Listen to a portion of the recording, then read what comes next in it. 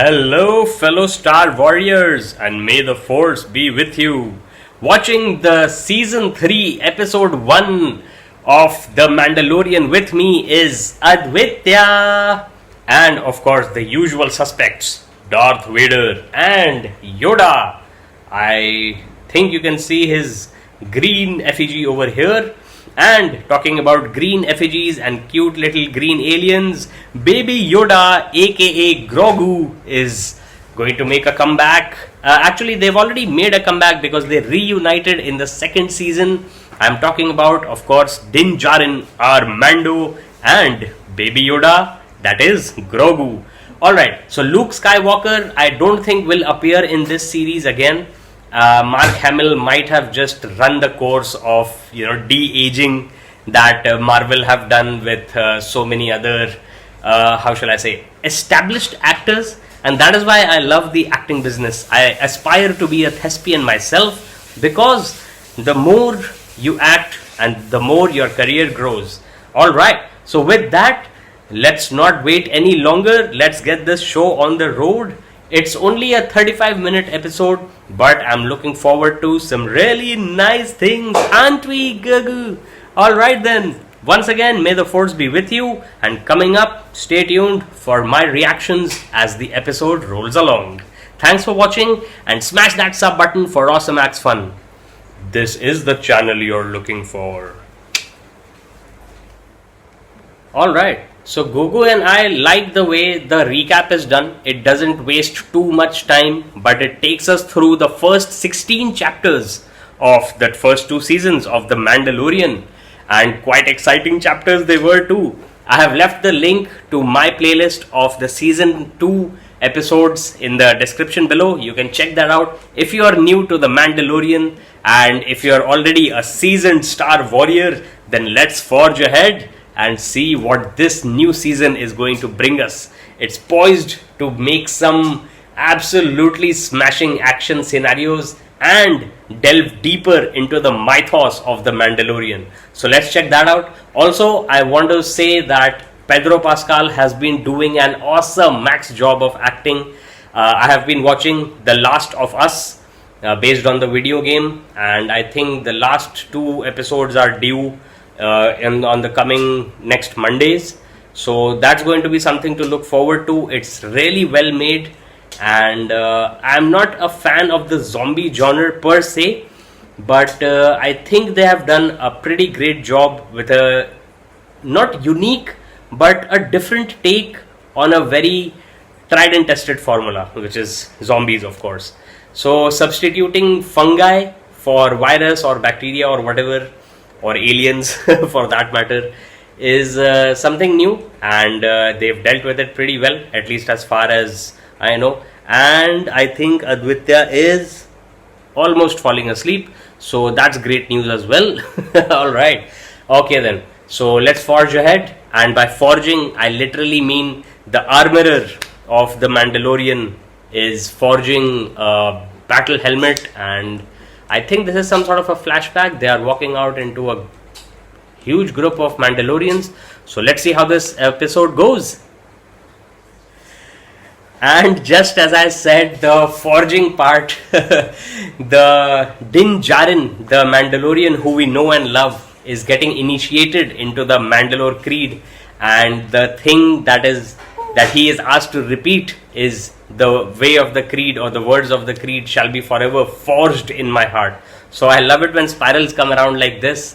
And since I have resumed recording again, I might as well set my expectations for the rest of the season.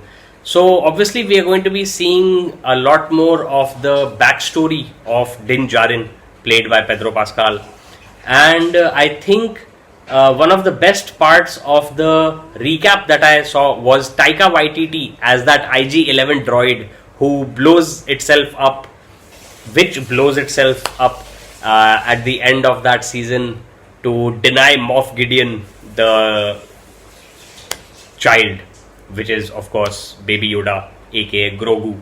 So with that recap done, I think the main players that we are going to be seeing, Grief Karga played by Carl Weathers, of course. You should check out his role in Arrested Development as himself. Baby, you got a stew going. It's hilarious, and it's a very funny take on his own perception or persona. And the Mandalorian is obviously going to be tying into the book of Boba Fett. I doubt if it will tie into any other Star Wars spin-offs. Ahsoka Tano. So Ahsoka is also going to be coming up. Ahsoka, played by Rosario Dawson, is the series. I don't remember the exact date that it is dropping, but it is dropping pretty soon, and that is going to tie in to Mando in some way, shape, form, or feature, I'm sure. Because of course Ahsoka Tano appeared in one of the episodes of Mando's earlier seasons. So alright, with that done, and the book of Boba Fett season also turning out to be pretty awesome acts. It was very action oriented and provided a lot of backstory about Boba Fett. So I think Star Wars and Lucasfilm and Disney Plus have done a tremendous job in bringing the Star Wars spin-offs to a max level. And I think the light sound, the light stage technology that they've developed is obviously pretty awesome max, because it lets them create these beautiful landscapes that sort of draw the eye in, and it doesn't feel unnatural anymore. So that is why I guess deep fake and CGI and everything is going to become indistinguishable. And as you can see, Advitya is getting bored by me, so I'm going to stop this recording and resume chapter 17 of The Mandalorian. This is the way. Okay, so that was not a flashback. In fact, a new kid was getting initiated into the way of the Mandalore. And guess what? At the end of that fight sequence against an alien / crocodile / alligator / dragon, it was Mando and Grogu who rode in and delivered the Deus Ex Machina, which is the killing blast from their new Starliner aircraft or spacecraft, I should say. And of course, Grogu is ready to see more of Grogu in action, and she's ready with her green and brand new clothes as well. Alright, so the chapter is called The Apostate, and I won't go into the nitty gritties of what the apostate means, but I'm really looking forward to seeing how it plays out, that the characters...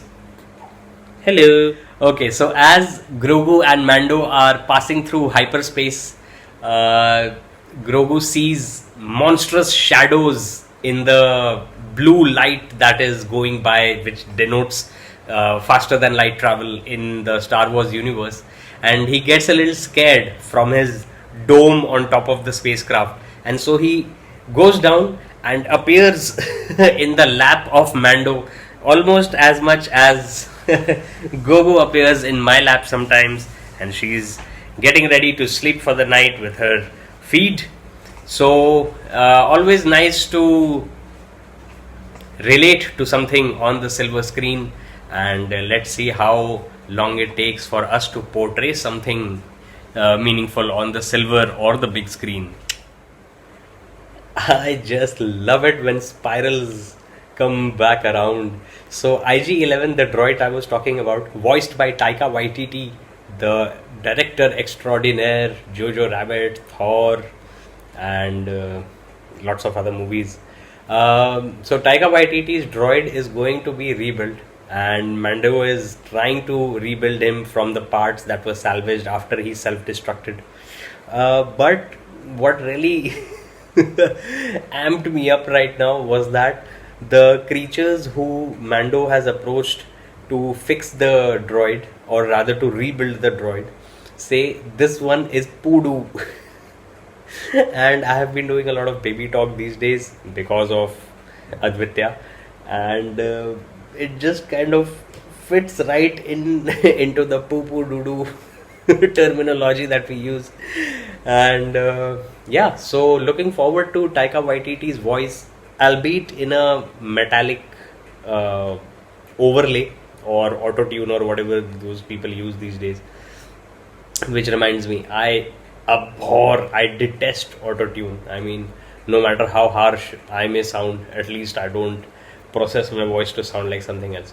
Okay, but that tangent apart, the first episode is going very well. We've already met Carl Weathers' character, Grief Karga. He's the High Magistrate now. I don't think we'll be seeing. I don't recall her name. Gina Carano, I think.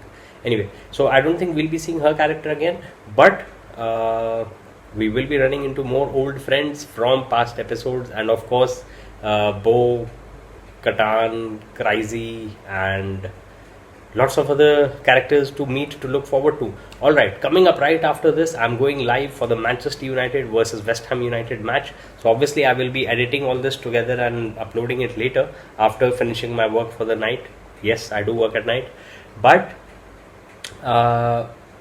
just the final 10 minutes left, and I'm going to be watching them and giving you my final impressions and reactions of Mando Season 3 Episode 1 after this.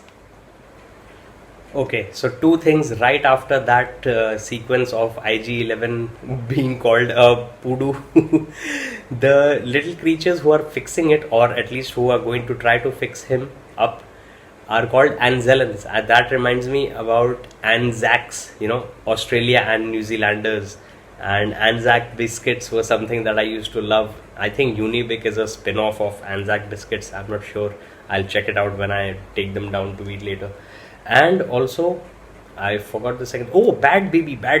So Grogu actually grabs one of those creatures, and the creature says, "Bad Baby, no." And Mando also says, "Grogu, don't do that." And he apologizes and says he's young. So I hope Advitya will not go around catching cute creatures in her arms, and I apologize in advance to those cute creatures if she does.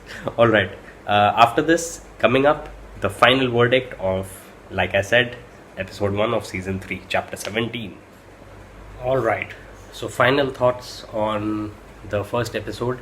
As expected, we dig deeper into the Mandalore lore, and we meet Bo-Katan, who is disappointed because she did not have the dark saber, which Mando actually won after beating Moff Gideon in the finale of the previous season. Hello. Say hello. And so now we are heading into the second episode, and let's see where Mando and Grogu go next in their adventures, as Advitya and I, or Grogu and Glow, head into the Manchester United West Ham match, the FA Cup 5th round.